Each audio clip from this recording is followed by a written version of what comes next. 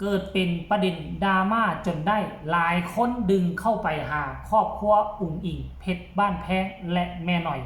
ล่าสุดแม่หน่อยออกมาประกาศลั่นบ่เกี่ยวข้องบ่เคยมียอดข้างจ่ายครบหมดทุกบาททุกสลึงยาสูดึงมาเกี่ยวข้องแม่หน่อยว่าซั่นเด้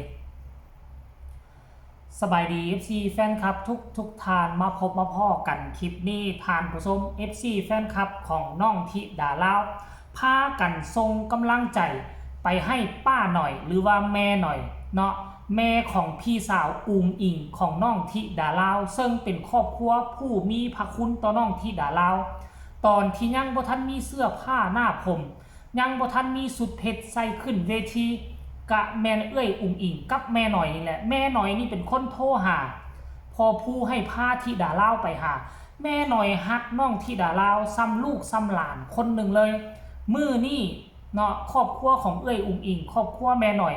มีประเด็นดราม่าพวกเฮาเป็น FC แฟนคลับของน้องธิดาลาวควรจะเข้าไปให้กำลังอกกำลังใจครอบครัวเอ้ยอุ๋งอิงและก็แม่หน่อยด้วยนะทุกคนเรื่องราวมันเกิดขึ้นได้จังใดเป็นอย่างจึงกลายเป็นประเด็นดราม่าและดึงเข้ามาหาครอบครัวของแม่หน่อยจะเล่าให้ฟังมื้อวานนี้มีอดีตสร้างแต่งหน้าซึ่งค่อยก็บ่ได้ติดตามมาโดนแล้วเนาะตอนค่อยติดตาม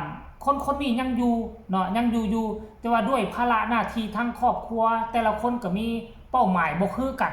เฮ็ดให้สร้างแต่งหน้าคนนี้ได้มาขอลาลงเนาะลาลงแต่ว่าอยู่บ่อยู่มื้อวานนี้ได้มาโพสต์เคลื่อนไหวเกี่ยวข้องกับเงินทองเกี่ยวข้องกับยอดข้างยอดเหลืออีหยังต่างๆแหละว่าเป็นแสนว่าซั่นเด้ทุกคนเอ้ยว่าเป็นแสนท่วงก็บ่ได้ถามก็บ่ได้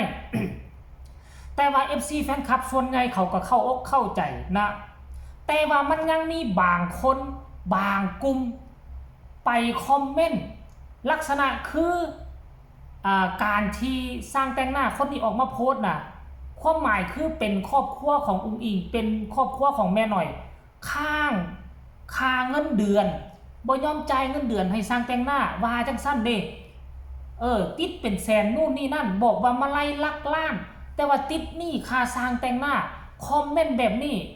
กำลังซื้อถึงไผ่ความหมายของเขาถึงบ่ออกซื้อแม่หน่อยบ่ออกซื้ออุ๋งอิงก็หมายถึงครอบครัวอุ๋งอิงว่ามาไล่ลักล้านเพราะอยู่ในองค์กรสาวน้อยเพชรบ้านแพงมันบ่ค่อยมีผู้ใดมาไล่ลักล้านมาคอมเมนต์บอกว่ามาไล่ลักล้านแต่ว่าติดค่าจ้างลูกน้องว่าซั่นเด้จนแม่หน่อยก็ได้เห็น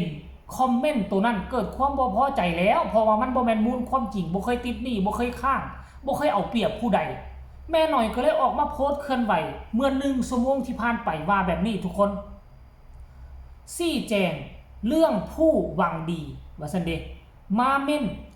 เรื่องข้างค่าสร้างแต่งหน้านะคะมาไล่เป็นล้านแต่ข้างค่าสร้างแต่งหน้าว่าซั่นเด้แม่หน่อยบ่เคยเอาเปรียบไผค่าสร้างแต่งหน้าทุกคนแม่หน่อยเป็นคนจ่ายเงินเดือนเองบ่เคยติดหนี้บ่เคยค้างแม้แต่สลึงเดียวแถมวันที่น้องสร้างแต่งหน้า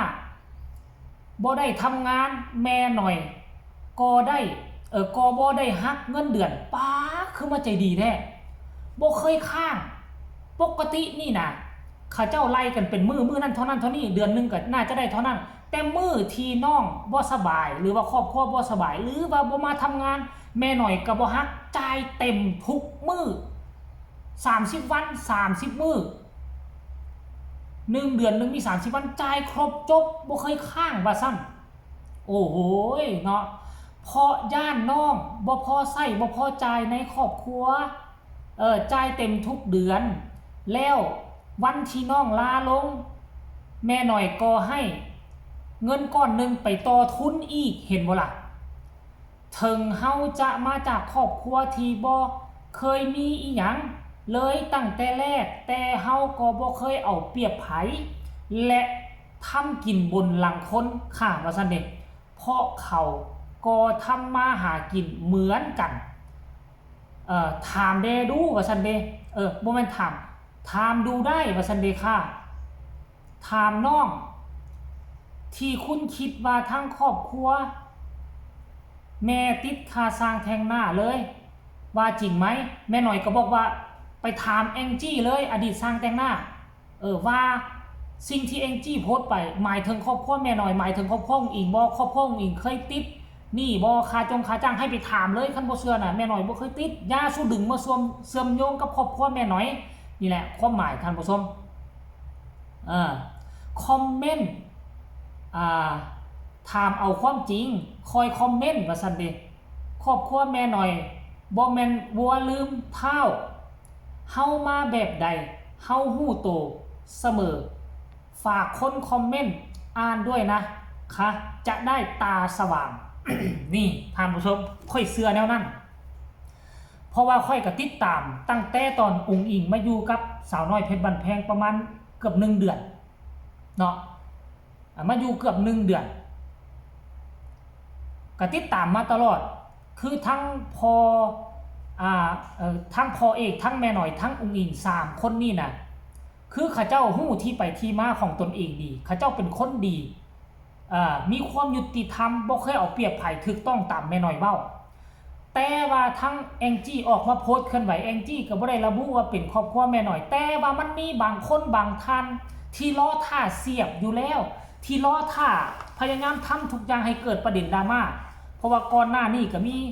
กลุ่มนึงเขาบ่มักอยู่แล้วเรื่องความสำเร็จของคนอื่นน่ะเขาสร้างประเด็นดราม่าจนเฮ็ดให้องค์กรสาวน้อยตอนปีนั้นวุ่นวายกันจนเจอบอสโจยงมนินจัดการอย่างเด็ดขาดแต่ก็บ่คิดบ่ฝันว่ามื้อนี้มันจะมีประเด็นดราม่าพยายามดึงเข้ามาให้ได้แหละอันมีมูลความจริงบ่มีมูลความจริงนี่บ่เกี่ยวต้องดึงมาให้ได้เพื่อให้เกิดกระแสนะแต่ว่ายังโชคดีที่แม่หน่อยออกมาเคลื่อนไหวอย่างไวว่า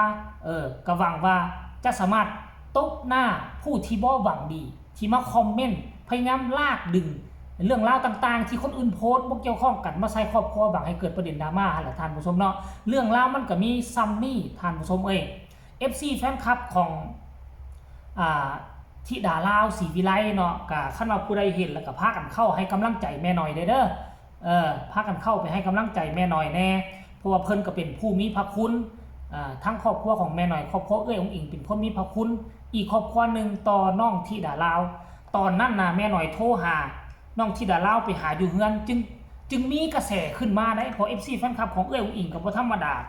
การที่ได้ไปถ่ายรูปกับองอิงการที่ได้ไปเฮือนองอิงนี่ก็เฮ็ดให้กระแสธิดาลาวของกระแสของน้องธิดาลาวกระเตื้องขึ้นแบบกระโดดขั้นเลยท่านผู้ชมเพราะฉะนั้นแล้วก็ขอเป็นกำลังแห่งใจให้